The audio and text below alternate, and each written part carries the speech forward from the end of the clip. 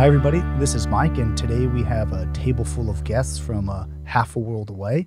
We have the Almond Co. Australia. We have the CEO, Brenton. Thomas, kind of forget what your role is, but I think you're grower relations, right? Yeah, I'm the grower relations manager, Mike. Okay. Yeah. And then Ben is, I think, grower compliance. Yeah, grower relations and technical, so anything on the production front. Okay. And then we have Russell Harris with us as well. So thank you guys for coming and seeing us. You guys have been doing a California tour, kind of started last week, going to finish it up this week. You guys started in the north and kind of started heading your way down south. So what do you guys think so far? It's got some deja vu moments for us from our 2023 season, which is similar conditions that California have been experiencing over the last, or probably since bloom. So you had a pretty similar bloom condition than we did, right? It was a kind of rainy, high winds, low bee flight hours. Is that right? Correct. Yeah. And you got rains on the harvest time too, kind of like this, or? Yes, but it didn't stop, Russell. That was our biggest problem. So we got through a reasonable portion of the nonpareil harvest, but yeah, from there it rained most weeks, which made it very challenging for our growers. So in-shell would be problematic, or? So I think we had high hopes for doing more in-shell to key markets like China and India, but the crop was well down, and then the in-shell quality wasn't up to standard. So a lot of that stuff ended up being cracked out. So I guess our experience for 23 was going to be a larger crop based on new production coming in the Australian industry for 2023 crop from 2022. We had a crop estimate of 156,000, which was up on 142,000 metric tons the year before. So that's 300 million pounds, and then you convert it to a 375 or something, and and it's probably actual is going to be closer to probably 110. Wow. So we were 30% out, which is unheard of, and we're all sort of been wondering why that is. And I think there's this whole heap of scenarios, which as you said, Mike, it starts in the bloom period, where we had, and Ben can probably talk to this better than I can on a technical side of things, but yeah, certainly we've had very mild conditions during winter and summer, and what we found is, that from going out of a drought period into a wetter period, the crop put on a lot of leaf. Like here. And so you're expecting a big bloom, big crop next year, huh? Yeah, so it's very hard because we had. What would you put on it? How many metric tons? For 24. 24. We're harvesting. You're blooming, we should be. Yeah, we've just gone through a pretty good bloom, I think, Ben. Are you finished? We're probably certainly on the back end of it. Wow. Yeah. But from all reports, bloom's been good. The weather's been good. Hives have been strong. Unlike last year, we didn't have any border issues. So last year we had Varroa incursions, which led to them shutting down state borders and effectively eradicating any hives that were affected by Varroa. But we didn't incur that this year, and thankfully we've had good bee flight hours, strong hives, and a pretty good flowering period as well. So all reports, it's been off to a good start, but certainly our growers have really needed it on the back of last year. When you guys own all your hullers and processors, right? What are like almond hulls going for there? They're really relatively cheaper than here, right? You feed them to cattle, or I mean, almond hulls in Australia are nowhere near as expensive as Californian almond hulls. So the growers got to pay more, I guess, right, to get them hulled. Yeah, that's right. Growers in Australia, I mean, our members, we pay a hulling and shelling fee based on turnout. So it's not an incoming weight calculation, so that's a little bit different. Being the cooperative model, what we do is we actually pay our growers that use the facility a hull and shell rebate from the proceeds of sale. But yeah, it's a little bit different. We don't have a premium hull market, so to speak. We keep everything mixed, hull and shell, and it goes direct to feedlots all over the country. So that price is quite volatile depending on what other feed sources are available at that time. And you guys are coming out of pretty wet conditions over the last few years, so there's probably plenty of feed around for the cattle industry. So exactly. So well, similar here. It's interesting, huh? Yeah. So I want to get back on the bloom that's finishing up Ben, what kind of crop do you think you'll make on tons, or what do you think? Opinion. It's just a guess. So I'll just chip in, Russell. Yeah. So based on plantings, age of trees, the modelling would say it should be plus 160,000 tonnes next year. So in all, if the actual does come in as low as 110,000 metric tonne, well, there's probably about another over 100 million pounds more coming into 24. Wow. Would be the expectation. So you can make 200 then? The real risk is our bloom is a little bit earlier. So we've been late. This year it is a bit earlier, and we've had very cold conditions. We've got some of those, what you call them, frost, jet streams. So we're getting some cold mornings, which could bite us. You know what it's like. It's not in until it's in. But that's right. That's right. But so the real risk now is as a nutlets come on, we could get frost. Like Mike said in the intro there, it's hard to predict these things now because we've had a crop last year which we thought was going to be 150,000 tonnes, and here we are today, and it's a long way short of that. So. Yeah. And how does that 23 supply compare to your 22 supply? Was it still bigger than your 22 crop? You mean carryover? No, I'm just talking about total crop size. So they produced 110 million or 110,000 tons in 23. How does that compare to what you produced in 22? The industry produced about 142,000 metric tonne of kernel the year before, which is sort of on track, and I think it was within a couple of % of the estimate.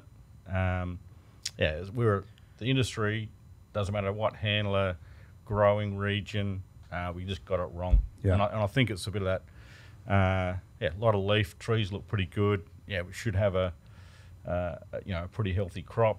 What we got was a healthy crop of leaves. Yeah. And then as we started to process the 2023 crop, and I think, Russell, you just started your hulling and shelling facilities up, this week. I'll be just looking at that turnout.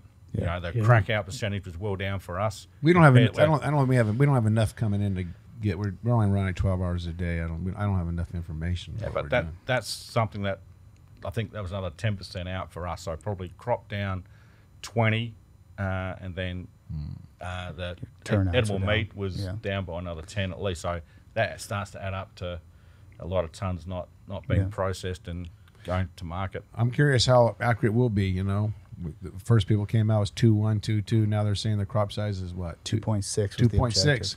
So I'm curious where we'll end up. Certainly when we look back, although we're so surprised, when we look back at the growing conditions that we had, perhaps it does make sense. Like our bee flight hours way down, hive strength way down. So overall the pollination period was a bit of a disaster really. Right. And now you look at you guys, similar again. During the growing season, we just had saturated soils, orchards that were inundated. So guys, instead of out spraying, out fertilising, we're trying to get water off of orchards, pumping out low spots. And because we're all fertigated, we don't broadcast any fertiliser. The capacity to fertilise the crop via drip irrigation just wasn't there because the soil was already saturated. So even though we might have set a smaller crop, we didn't have the fertiliser and water to support the crop that we actually set. So, and then compounding that with a 10% reduction in crack out, that's where we've landed. Wow, that's a big difference. 10%. That's a huge difference. Yeah. It's a big difference, and it opens up questions in our mind about what California's going into this harvest as well. There's, as you know, here in the valley, you've had some difficult growing conditions as well. Yeah. So I'm surprised we got a crop as big as it is. Actually, we only had like 3 days, nothing. Yeah, no, it's very, very limited. Yeah. How was the quality of your 23 crop? Do you guys have a lot of insect damage or anything like that? Quality's definitely been a challenge in Australia. We've had a couple of wet seasons. Once in a generation type rains, short windows to harvest because we're getting regular rainfall come through. Cool conditions, very, very challenging for growers to deliver high quality product. Right. So more weather related than it really was insect, right? I mean, on the initial receipts we're seeing, insect levels as high as close to 40%. Yeah, wow. Our average stockpile, non-prill insect levels are, over 8.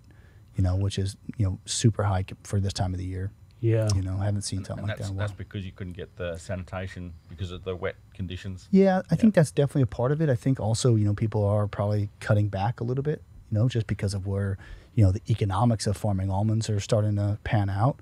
So I do think you have people kind of scaling back. Plus, you couldn't winter sanitize. And Hey, bringing up economics, what's your outlook, Brenton, of the almonds in the next year and a half, 2 years? What's your outlook for the grower? No, I think it's a very similar feeling to the Californian community. Things are very tough as a farmer. Returns are probably going to accelerate removals. So, if in a trading situation, we're seeing around the world, buyers don't really want a lower price, but they'll take a lower price. And I think that's just forcing people to stop farming. Yeah. So that production or supply and demand may get back into balance quicker than people think because It gets overdone fast. I think so because Well, even it just has to, man. yeah, we talk about the margins on the retail shelf. I guess what we've noticed, They're good. yeah, they're very good for the supermarket chain. Our Australian supermarkets both this week have just come out with their profit, which is any company will be happy with their profit. But what we've noticed is calling into some supermarkets during our visits. I won't name the supermarkets, but not only is the unit price either the same or higher than previous, even though the input or the raw material is a lot lower, the access in the supermarket, we've really noticed it's declined.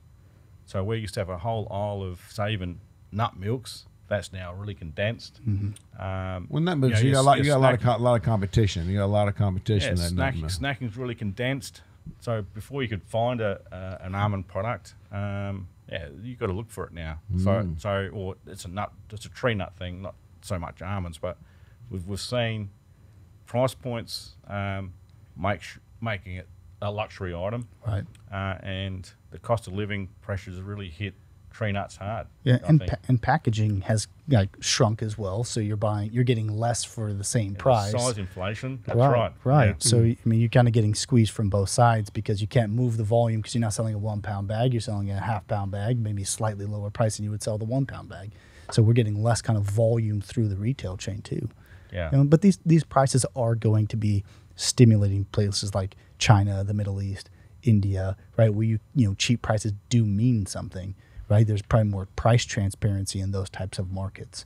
So, as of late, we've seen an active China, active Middle East, or active India. So I do think you're going to see some response from those markets. Russell and Mike, what we've seen in Australia is this huge inflation in the cost to grow almonds. There's a huge pressure on inputs, fertilizer, diesel, energy costs. Once when these returns may have been more viable for growers, it's a different story today. Yeah, we as a growers here, we had a lot of that similarity last year, but we see a lot of those products coming down now. Like I think fertilizer's coming down. I've heard a lot of compost. There's guys that got compost. No one's putting compost on. But you could drive by some of the tractor places in California. I don't know if you've seen, but man, Yeah. there's a lot of their stocks are full and there's all new equipment and no one's selling nothing. So this economic trick down what you're talking about, I think hopefully it'll take care of itself in time. I believe. Yeah. We did start in the south. We flew into LA and then we sort of drove up the valley. And certainly you can see, the more, groundwater. The trees don't look great, do they? They're already starting to defoliate, but it's a higher production area. But the leaf burn, a lot of mite damage. In Bakersfield. Yeah, sort of through there. And you go, wow. So I think we started off with a slightly lower number. And then as we pushed into the Central Valley and the trees look great, then you're really starting to fossick through the trees to find some nuts, but the trees look good and the leaves are big. And how about the nuts? And that size are big too, though, right? Yeah. Well, yeah, that was their prediction, wasn't it? Yeah. I think the nuts look bigger on Chowchilla area. They sure. are. Yeah. What we've received so far, they are, yeah. So, and it's just so variable. So when you read through those crop estimate forms, not so much the USDA, but the variability is huge. Yeah. What we don't have in Australia is we only got a very small portion of our crop which are still fertile.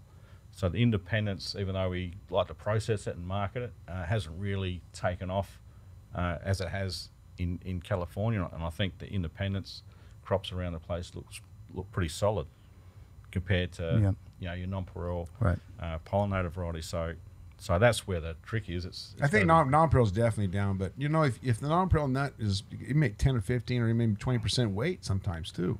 Yeah. It makes a lot of difference, But my first guess when it was raining, I said 2-2. I said 2-2 a long time ago, and everyone, then as the crop was getting bigger, I thought, well, maybe my number might be a little low because I didn't think it was going to be this cool of a summer. Although it was 100 days, but over 100, 30 days. Yeah. But it was cool, and all the moisture in the ground. So I'm curious. I hope you're right because the market should change if it's 2.28. Driving around, like the lateness of the season, same as ours. Yeah. 2 to 3 weeks late.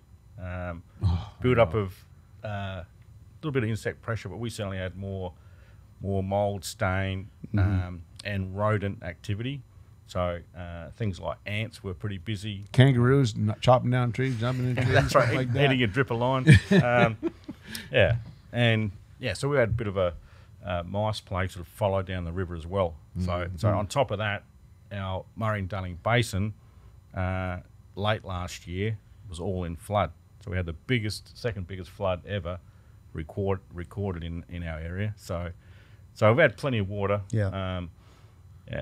I think interestingly as well, and we're with a grower yesterday, and he's talking about the thicker hulls, and he's going, it's going to take longer to dry these down. We're already 2 weeks late, things like that. And when we sort of cast back, we had growers going, the bank outs, we're getting similar numbers. The volumes in the carts look similar, and it wasn't until we started cracking them. The turnout was down. We're going, where are all the almonds? Yeah. And we're ringing the growers, do you have any left in the shed? They go, nah, that's it. So for us, it really wasn't until we started processing that we started to really dial back estimates. So it'll be interesting to see where you guys land. Yeah, no, I think we're all very anxious over here too. The writing was on the wall, I think, for the insect damage. The exact same as us. Certainly during winter, no orchard hygiene was done in a lot of areas due to the wet weather.